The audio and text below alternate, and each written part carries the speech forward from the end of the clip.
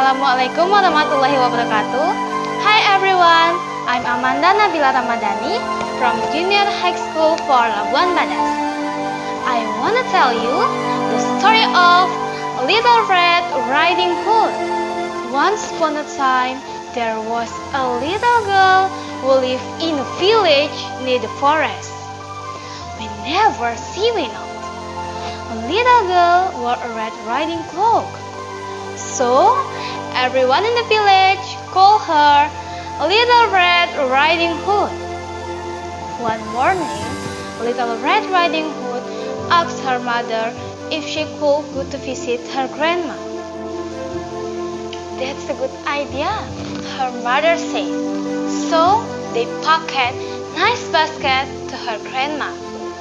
When the basket was ready, little girl started to walk. Remember, go straight to grandma's house. Don't joggle along the way, and please don't talk to strangers.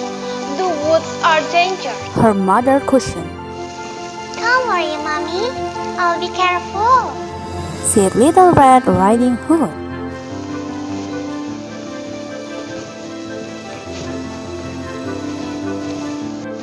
But when Little Red Riding Hood noticed some lovely flowers in the woods, she forgot her promise to her mother. Then picked a few more. Oh, beautiful flower! Little Red Riding Hood was enjoying the day so much. She didn't notice a dark shadow behind her. Suddenly, the wolf appeared beside her. What are you doing out here, little girl? asked the wolf. I'm on my way to see my grandma who lives through the forest near the brook. Little Red Riding Hood replied. Then she realized how late she was and quickly excused herself, rushing down the path to her grandma's house. The wolf, in the meantime, took a shortcut. The wolf, little out of breath from running, arrived at grandma's and knocked at the door. Oh, thank goodness, dear!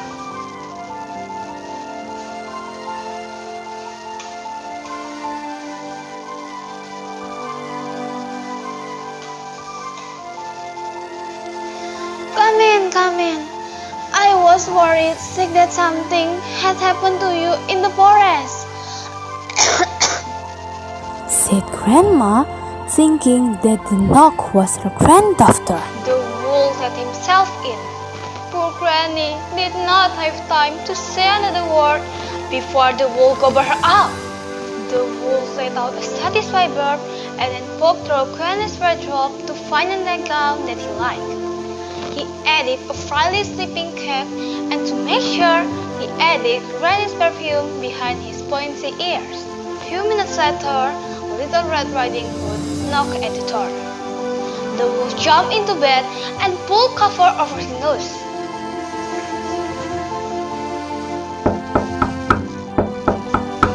Who is it? He called in a cackly voice. It's me, Little Red Riding Hood.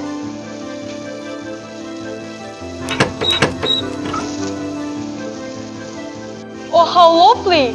Do come in, my dear. Croaked the wolf. When Little Red entered the little cottage, she could scarcely recognize her grandma. Grandma, your voice sounds so odd. Is something the matter? She asked. Oh, I just have touch of a cold, said the wolf. But Grandma, what big ears you have, said Little Red Riding Hood as she edged closer to the bed. The better to hear you with, my dear, replied the wolf. But Grandma, what big eyes you have, said Little Red Riding Hood. The better to see you with, my dear, replied the wolf. But Grandma, what big teeth you have, said Little Red, her voice quivering slightly. The better to eat you with, my dear. Roared the wolf, and he leaped out and began to chase the little girl. Almost too late, Little Red Riding Hood realized that the person in the bed was not her grandma, but a hungry wolf. She ran across the room and broke the door, shouting Help! Wolf! as loudly as she could. The woodsman who was chopping logs nearby heard her cry and ran towards as fast as she could. He grabbed the wolf and made him spit out through Granny by the wolf experience, but still in one piece. Oh, Grandma, I was so scared. I'll never speak to strangers or dawdle in the forest Said again. Little Red Riding Hood. There, child, you've learned an important lesson. Thank God my shouted loud enough for this kind woodsman hear you. The woodsman knocked out the wolf and carried him deep into the forest where he wouldn't bother people any longer. Little Red Riding Hood and her grandma had a nice lunch and a long chat.